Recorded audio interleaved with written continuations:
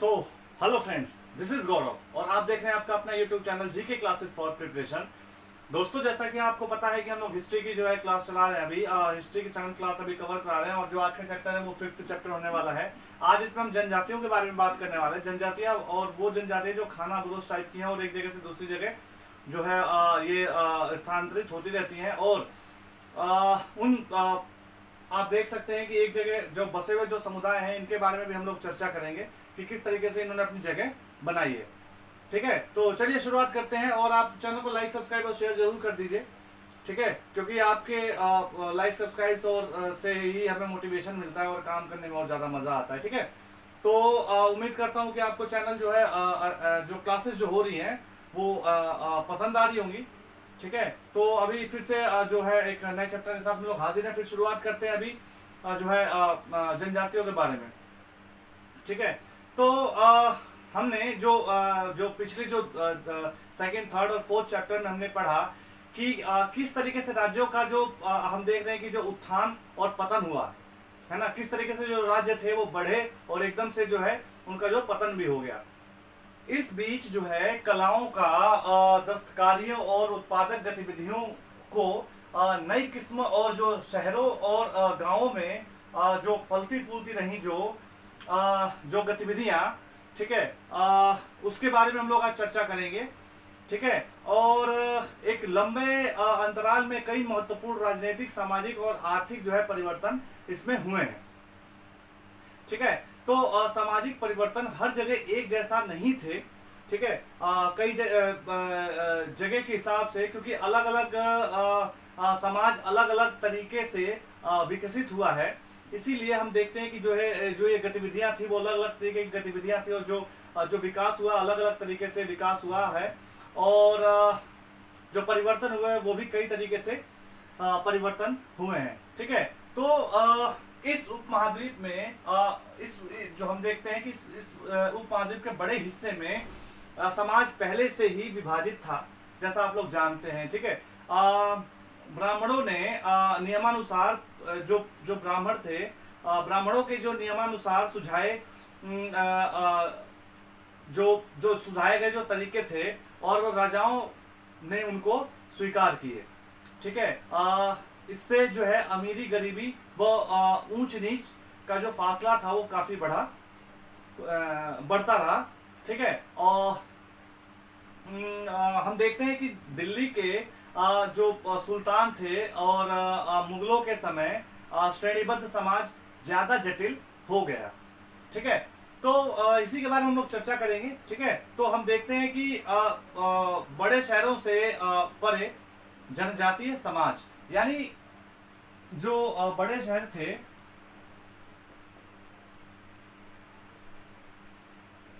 शहरों से परे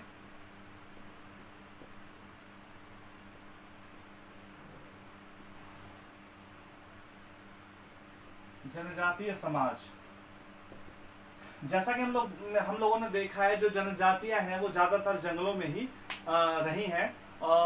जो ये जो जनजातियां होती हैं, ये जनजातियां ज्यादातर आप कह सकते हो कि जो प्राकृतिक जो संसाधन है उसका इस्तेमाल ज्यादा करती हैं। ठीक है, और उन्हीं के साथ जो है अपना ये समन्वय जो है बिठाती हैं। ठीक है, तो हम जो बात कर रहे हैं वो बड़े जो शहर हैं और उन शहरों से काफी दूर ये जो जनजातीय समाज है उनके बारे में बात करने वाले हैं। ठीक है, तो उपमहाद्वीप में कई समाज ऐसे भी थे जो ब्राह्मणों द्वारा सुझाए गए नियमों व कर्मकांडों को नहीं मानते थे। ठीक है जी, और न ही असमान, आप कह सकते हो कि न ही असमान वर्गों में विभाजित थे। ठीक है, इसके साथ साथ इन समाजों को जो ये समाज थे, इन समाजों को हम जनजातीय समाज कहते हैं। ठीक है, प्रत्येक जनजाति के सदस्य हम देखते हैं कि जो प्रत्येक जो जनजाति की जो सदस्यता जो थी ना, वो आप कह सकते हो कि जो नातेदारी के बंधन से जुड़े होते थे और कई जनजातियां जो है खेती में जीविकोपार्जन करती थी। यानी कई जनजातियां जो ऐसी भी थी जो अपनी खेती से जो है जीविकोपार्जन करती थी, यानी अपनी जीविका जो है चलाती थी। कुछ दूसरी जनजातियों के लोग शिकारी थे, संग्राहक थे और पशुपालक होते थे। ठीक है, प्राकृतिक संसाधनों पर ये लोग निर्भर थे।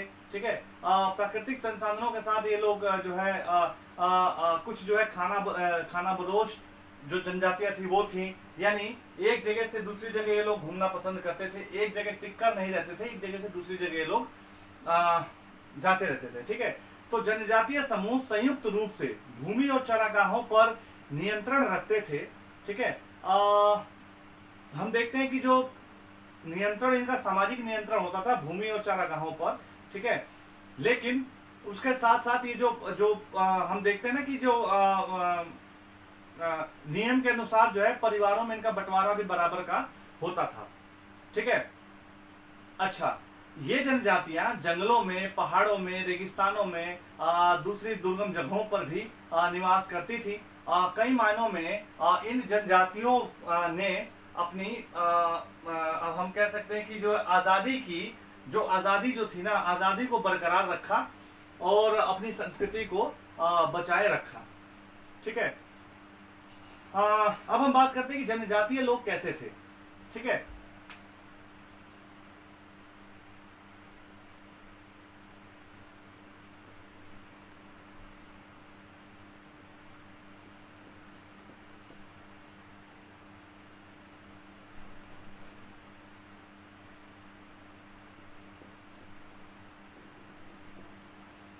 जनजातीय लोग कैसे थे, तो कुछ अपवादों को छोड़ दें, यानी कुछ एग्जाम्पल्स को हम छोड़ दें, तो जनजातीय लोग भी जो है लिखित, हम कह सकते हैं लिखित दस्तावेज लोग नहीं रखते थे।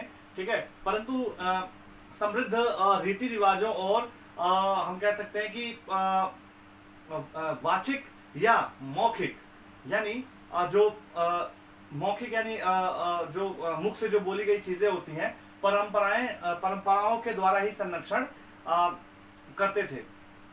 ये परंपराएं हर नई पीढ़ी को विरासत में मिलती थी।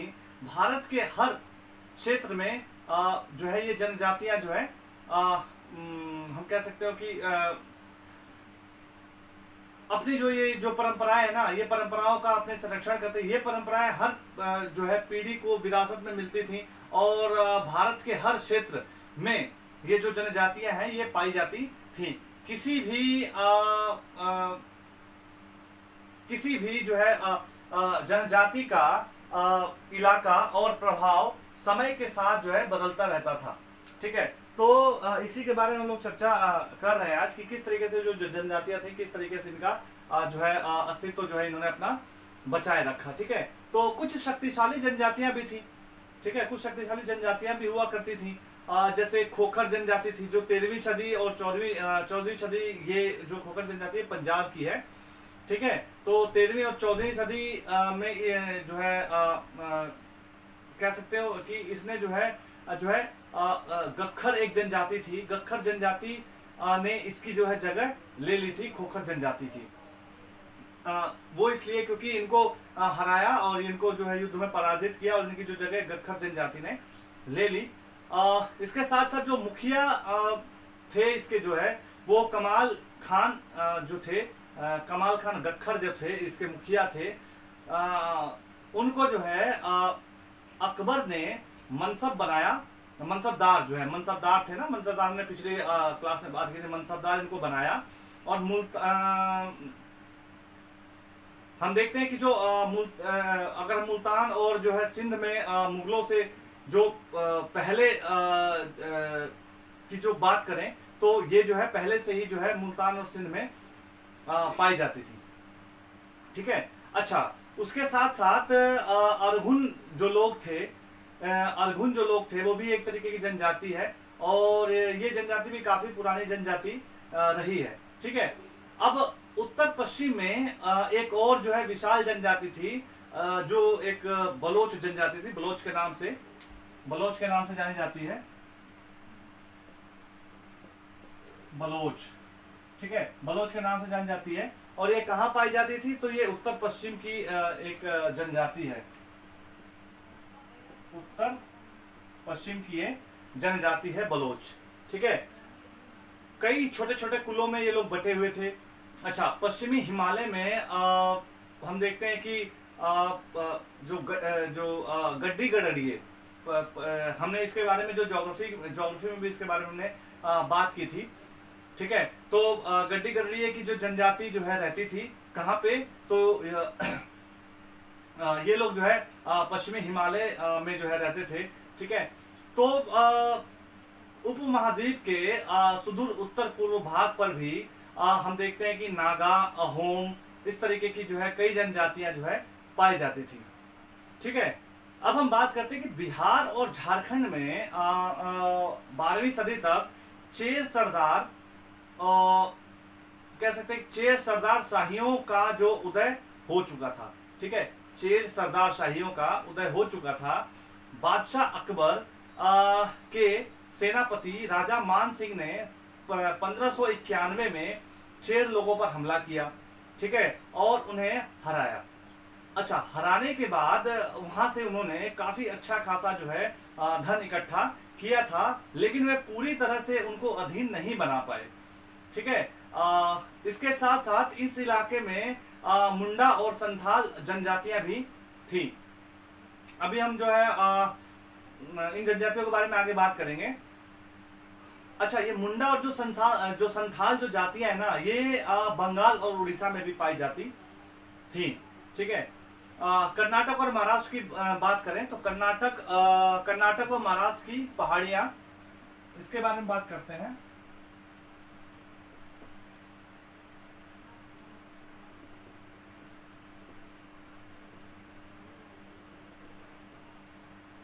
महाराष्ट्र की पहाड़ियां। ठीक है, तो हम देखते हैं कि यहाँ की भी जो है जो जनजातियां थी वो हम देखते हैं कि बेराद, ठीक है, बेराद तथा कई दूसरी जनजातियों के जो है निवास स्थान थे। ठीक है, जो कोली थे वो कोली गुजरात में थे। ठीक है, भील जो है भीलों की जो बड़ी जनजाति पश्चिमी और मध्य भारत में फैली हुई थी। ठीक है, 16वीं सदी तक, जो 16वीं सदी के अंत तक उसने इनमें से कई खेतिहर और जमींदार बन चुके थे। ठीक है, मौजूदा छत्तीसगढ़ की बात करें तो मौजूदा छत्तीसगढ़, मध्य प्रदेश, महाराष्ट्र और आंध्र में गोंड लोग बड़ी तादाद में फैले हुए थे। जो गोंडों की जो जनजाति है ना, गोंडों की जनजाति है उस समय काफी बड़ी तादाद में इन जगहों पर फैली थी। छत्तीसगढ़ में कह सकते हैं हम, मध्य प्रदेश में, महाराष्ट्र में और आंध्र प्रदेश में। ठीक है, अब हम बात करते हैं खाना बदोश और घुमंतु लोग कैसे रहते थे। ठीक है,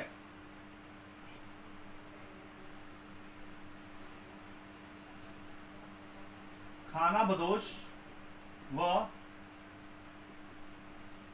घुमंतु लोग कैसे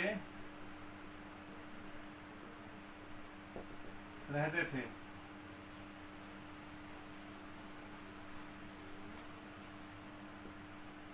खाना बदोश और घुमंतु लोग कैसे रहते थे। ठीक है, तो हम देखते हैं कि खाना बदोश चरवाहे जो थे वो जानवरों के साथ साथ दूर दूर तक घूमने जाते थे।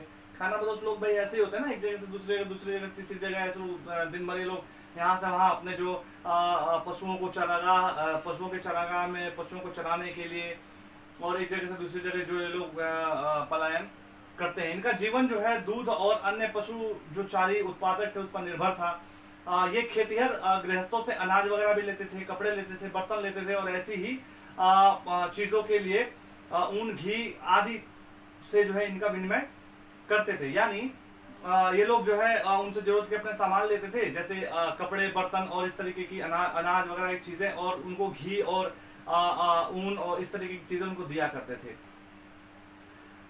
अच्छा, कुछ जानवरों से उस समय जो है ढुलाई का काम भी हुआ करता था, है ना, कुछ जानवरों से ढुलाई का काम भी हुआ करता था। हम देखते हैं कि बंजारा लोग सबसे जो है महत्वपूर्ण खाना बदोश उस टाइम के माने जाते हैं। और इनका जो कारवां था ना, इनके कारवे को जो है हम लोग टांडा कहते हैं। क्या कहते हैं? इनके कारवां को टांडा। जो इनका कारवां था उसको हम टांडा कहते हैं। इसके साथ साथ अलाउद्दीन जो खलजी थे वो बंजारों का इस्तेमाल करते थे, बाजारों में सामान या अनाज वगैरह की ढुलाई के लिए उनका इस्तेमाल किया जाता था। ठीक है, कौन करता था? अलाउद्दीन खलजी करते थे। ठीक है, सैन्य अभियानों में भी ये खाद्यान्नों की ढुलाई करने में यानी खाना पहुंचाने में जो है ये लोग मदद करते थे। ठीक है, इसके साथ साथ हम देखते हैं कि फेरी वालों की जनजातियां थी, जो गांव में जो है भ्रमण करते थे, घूम घूम कर जो चीजें बेचते थे। आज भी हम लोग देखते हैं कि शहरों में फेरी वाले घूमते हैं और घूम के अपना सामान जो है बेचते हैं। ठीक है, भिक्षुक थे, ठीक है, नर्तक थे, नर्तकों के साथ गायक थे, जो जगह जगह घूम घूम कर और इस तरीके से जो है अपना हम देखते हैं कि अपना जो है कर्तव्य वगैरह ये लोग दिखाते थे। ये लोग तमाशबीन टाइप का काम करते थे। ठीक है, अच्छा, अब हम बात करते हैं कि जो समाज कैसे बदला और नई जातियां और श्रेणियां किस तरीके से पनपी। ठीक है, बदलता समाज और नई जातियां व श्रेणियां। ठीक है, इसके बारे में हम लोग चर्चा करने वाले हैं। तो बदलता जो समाज था उस समय किस तरीके से बदलाव उस समाज में हो रहे थे। तो हम देखते हैं कि अलग अलग अर्थव्यवस्था और समाज की जरूरतें जो है बढ़ी। ठीक है, नए हुनर वाले लोगों की आवश्यकता थी।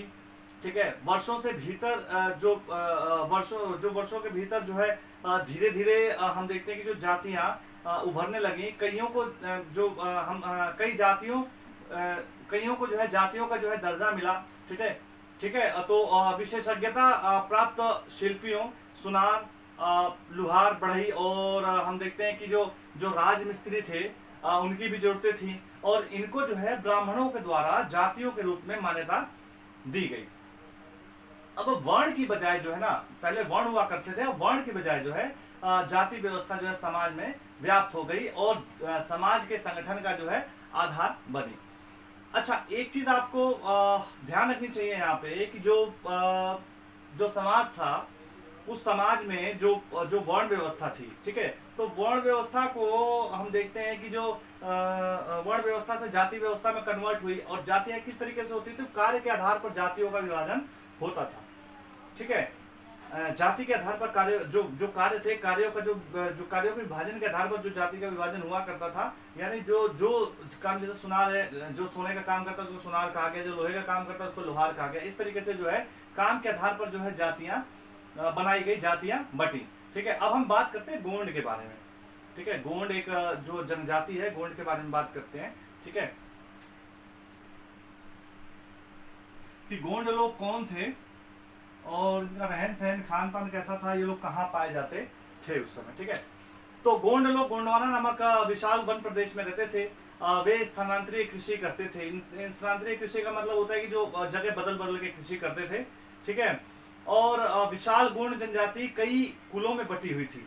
ठीक है, विशाल गोंड जनजाति कई कुलों में बटी थी। प्रत्येक कुल का राजा या राय कहलाता था। इन राज्यों की जो प्रशासनिक व्यवस्था केंद्रीकृत हो रही थी। ठीक है, जो राज्य था वो गढ़ों में विभाजित हो रहा था। ठीक है, हर गढ़ किसी खास गोंड कुल के नियंत्रण में था।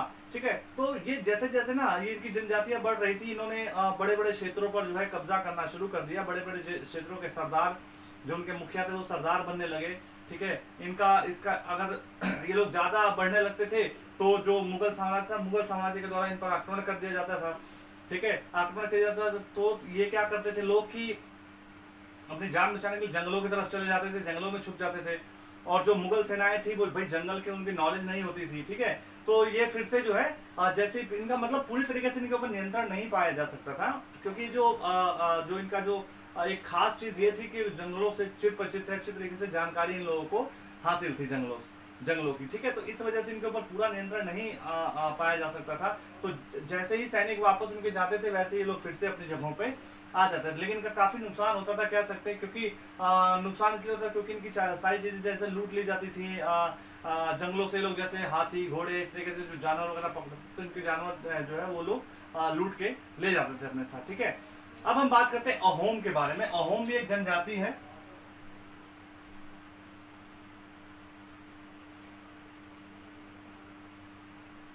ठीक है, अहोम, अब इसके बारे में बात करते हैं कि ये जनजाति क्या है और ये जनजाति कहाँ पाई जाती थी। तो अहोम लोग जो है मौजूदा म्यांमार के म्यांमार से आकर जो है 13वीं सदियों में ब्रह्मपुत्र घाटी में बसे। ठीक है, कहां से आए लोग? म्यांमार से आए और ब्रह्मपुत्र घाटी में आकर ये लोग बसे। इन्होंने भूइयां यानी भूस्वामी लोगों की पुरानी राजनीतिक व्यवस्था का दमन करके नए राज्य की स्थापना की। ठीक है, 16वीं सदी के दौरान इन्होंने चुटियों यानी 1523 और जो चुटियां थी वो 1523 में, और कोच हाजो जो 1581 के राज्यों को अपने जो है राज्य में इनको जीत कर मिला लिया। इन्होंने कई जातियों को अपने अधीन किया था। ठीक है, इन्होंने एक बड़ा राज्य बनाया और इसके लिए 1530 के दशक में ही इन्होंने जो है इतने वर्षों पहले, आप देख सकते हो कि इतने वर्षों पहले आग्नेय अस्त्रों का इस्तेमाल किया। अहोम लोगों का दक्षिण पश्चिम में कई जो ये लोग अहोम जो लोग थे, अहोम जो जनजाति थी, इनको दक्षिण पश्चिम से कई देखते आक्रमणों का सामना करना पड़ा। और इसके साथ साथ 1662 में मीर जुमला के नेतृत्व में मुगलों ने अहोम राज्य पर हमला किया और इसमें जो है अहोम जो है वो लोग पराजित हुए। और हालांकि पूरी तरीके से इनको भी वश में नहीं कर पाए लोग, मुगल जो है इनको पूरी तरह से वश में नहीं कर पाए, लेकिन फिर भी पराजित हुए और वहां से काफी धन संपत्ति उन्होंने जीती। जैसे मैंने आपको बताया कि जो जंगलों से जानवर हाथी और इस तरीके से ट्रेन हाथी पकड़े जाते थे, ये लोग अपने साथ ले जाते थे। ठीक है, तो अब हम बात करते हैं इसकी जो निष्कर्ष के बारे में कि जो हमने जो चैप्टर पढ़ा उससे क्या निष्कर्ष निकलता है। तो इस समय उपमहाद्वीप में काफी सामाजिक परिवर्तन हुए। ठीक है, हम देखते हैं कि काफी सामाजिक परिवर्तन हो रहे हैं और वर्ण और जातीय आधारित जो है जो समाज है एक और जो है एक से मतलब हम देखते हैं ना एक से दूसरे के साथ साथ लगातार जो है संपर्क में थे। और उस आदान प्रदान में दोनों जो समाज थे वो एक दूसरे के जो है अनुकूल अनुकूल और बदलाव के जो प्रशिक्षण जो है उसमें हमें देखने को मिलती है। उस तरीके से हमें वो प्रक्रिया देखने को मिलती है कि किस तरीके से जो समाज में बदलाव हो रहे थे। ठीक है, इस समय काफी अलग अलग जो जातियां थी, हमने कई जातियों के बारे में भी बात की है। काफी जातियां जो थी वो भिन्न भिन्न जो जातियां थी वो हमें देखने को मिलती हैं और समाज में तरह तरह के बदलाव उस समय हो रहे थे। ठीक है, तो शहरों में एक तरफ तो शहरों में जो लोग थे वो रह रहे थे और एक तरीके से जो आप देखोगे जनजातियां भी थी जो कहीं ना कहीं हमें जो है देखने को काफी जनजातियां देखने को मिलती हैं। उनमें से काफी बड़ी जनजाति जैसे गोंड जनजाति होगी ना, उसमें से काफी बड़ी बड़ी जनजातियां जो है हमें देखने को मिलती हैं। कुछ शक्तिशाली जनजातियां गख्खर जैसी जनजातियां भी थी। ठीक है, कुछ अहोम जैसी जनजातियां भी थी जिन्होंने अपने खुद के राज्य बनाए, है ना। इस तरीके से हमें देखने को मिलता है उन्होंने किस तरीके से जो है उनके सरदारों ने किस तरीके से अपना जो अस्तित्व बनाए रखा, अपने आप को काफी जो है देखते हैं कि काफी बड़े समाज के मतलब काफी बड़े राज्य की उन्होंने स्थापना की। ठीक है, तो ये जो चैप्टर था ये चैप्टर 5 था। ठीक है, इस तरीके से हमने जो जनजाति और खाना बदोश जो लोग थे इनके बारे में पढ़ा और किस तरीके से इन्होंने अपनी एक जगह पर भी इन्होंने कई जो है एक जगह पर टिक के भी इन्होंने अपने राज्य जो है चलाए हैं। तो ठीक है, तो ये फिफ्थ क्लास फिफ्थ जो चैप्टर था, ये 7th क्लास की जो हिस्ट्री की बुक हम लोग पढ़ रहे हैं। ठीक है, आप चैनल को लाइक सब्सक्राइब और शेयर जरूर कर दीजिए। हम आने वाले समय में और भी क्लासेस लेकर आते रहेंगे।